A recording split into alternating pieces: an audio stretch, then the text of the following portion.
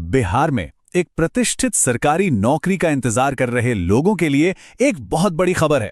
BPSC ने auditor के पदों के लिए भर्ती निकाली है। तो आज हम इस भर्ती से जुड़ी हर छोटी बड़ी जानकारी को मतलब सिलेक्शन प्रोसेस से लेकर पूरे सिलेबस तक एकदम विस्तार से समझने वाले हैं। आज हम क्या-क्या जानने वाले हैं? सबसे पहले देखेंगे वैकेंसी की डिटेल्स, फिर बात करेंगे योग्यता और उम्र की। उसके बाद समझेंगे पूरा सिलेक्शन प्रोसेस, फिर एग्जाम के सिलेबस और स्ट्रक्चर को डिटेल में देखेंगे और आखिर में जानेंगे कि ऑनलाइन अप्लाई कैसे करना है। तो चलिए सबसे पहले ये देखते हैं कि इस भर्ती में कुल कितनी सीटें हैं और उन्हें अलग-अलग कैटेगरी में कैसे बांटा गया है। स्क्रीन पर जो आप देख रहे हैं वो सीधे ऑफिशियल नोटिफिकेशन से लिया गया है। इससे ये तो पक्का हो जाता है कि सारी जानकारी बिल्कुल 100% सही है। इसमें पंचायती राज डिपार्टमेंट के लिए कैटेगरी वाइज वैकेंसी की पूरी डिटेल दी गई है। चलिए अगली स्लाइड में इन आंकड़ों को और आसान भाषा में समझते हैं। जी हां, कुल 102 पद हैं। ये एक बहुत अच्छा नंबर है जो बिहार के कई उम्मीदवारों के लिए सरकारी सेवा में जाने का एक बड़ा दरवाजा खोल सकता है। अब इन 102 पदों का बंटवारा कुछ इस तरह से है। देखिए, जनरल कैटेगरी में 58 पद हैं और बाकी आरक्षित श्रेणियों के लिए भी सीटें तय की गई हैं।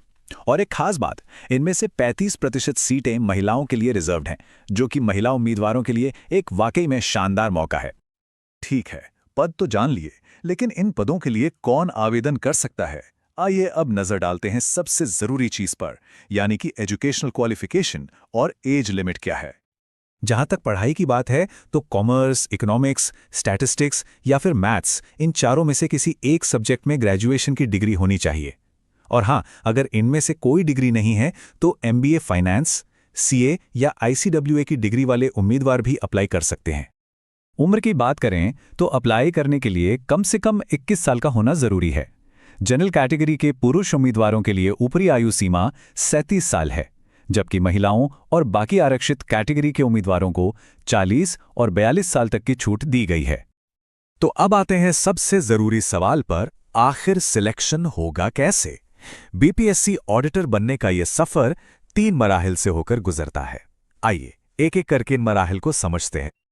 सिलेक्शन प्रोसेस के 3 स्टेप्स हैं। सबसे पहले एक ऑब्जेक्टिव टाइप का प्रीलिम्स एग्जाम होगा। जो इसे पास करेंगे उन्हें मेन रिटन एग्जाम देना होगा, और जो इसमें भी सफल होंगे उनका होगा आखिरी पड़ाव यानी इंटरव्यू।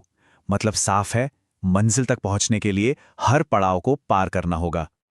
चलिए अब एग्जाम के स्ट्रक्चर और सिलेबस को थोड़ा और गहराई से समझते हैं, क्योंकि सही तैयारी की रणनीति तो यहीं से बनेगी। ये जो टेबल स्क्रीन पर है ये सीधे ऑफिशियल नोटिफिकेशन से ली गई है, जिसमें मेंस एग्जाम का पूरा स्ट्रक्चर दिया गया है। इसमें कौन सा पेपर कितने नंबर का है और कितना टाइम मिलेगा सब साफ साफ लिखा है। चलिए आगे की स्लाइड्स में इसे और आसान करके समझते हैं। पहला पड़ाव है प्रीलिम्स एग्जाम। ये जनरल स्टडीज का पेपर होगा। 2 घंटे का टाइम मिलेगा और सारे सवाल ऑब्जेक्टिव टाइप होंगे। अब इसमें सबसे जरूरी बात यह है कि यह सिर्फ क्वालिफाइंग है, यानी इसके नंबर फाइनल मेरिट में नहीं जुड़ेंगे, लेकिन इसे पास किए बिना मेंस में नहीं बैठ सकते। मेंस एग्जाम में 3 कंपलसरी पेपर हैं। पहला पेपर है जनरल हिंदी का, जो 100 नंबर का है, और यह भी सिर्फ क्वालिफाइंग है। मेरिट का असली खेल शुरू होगा जनरल स्टडीज के 2 पेपर से, जो 300-300 नंबर के होंगे। सारी मेहनत इन्हीं पेपर्स पर करनी है। कंपलसरी पेपर्स के साथ एक ऑप्शनल सब्जेक्ट भी चुनना होगा। 4 ऑप्शन हैं: कॉमर्स, इकोनॉमिक्स, मैथ्स या स्टैटिस्टिक्स। ये पेपर भी 300 नंबर का है और फाइनल सिलेक्शन में एक डिसाइडिंग फैक्टर साबित होगा, इसलिए इसे बहुत सोच समझकर चुनना होगा। रिटन एग्जाम के बाद आता है आखिरी चरण, 120 नंबर का इंटरव्यू। तो फाइनल मेरिट लिस्ट बनेगी मेंस एग्जाम के 900 नंबर और इंटरव्यू के 120 नंबर, यानी कुल 1020 नंबरों के आधार पर। अब जब एग्जाम के बारे में सब कुछ साफ हो गया है तो चलिए ये भी देख लेते हैं कि इसके लिए अप्लाई कैसे करना है। सबसे पहले तो ये तारीखें अपने कैलेंडर में मार्क कर लीजिए। एप्लीकेशन 5 फरवरी से शुरू होंगे और 28 फरवरी 2026 को बंद हो जाएंगे। आखिरी दिन का इंतजार तो बिल्कुल नहीं करना है। ये बात ध्यान में रखना बहुत जरूरी है कि एप्लीकेशन सिर्फ और सिर्फ ऑनलाइन ही भरे जाएंगे। इसके लिए बीपीएससी की ऑफिशियल वेबसाइट bpsc.bihar.nic.in पर जाना होगा। एप्लीकेशन प्रोसेस का पहला कदम है वन टाइम रजिस्ट्रेशन यानी ओटीआर।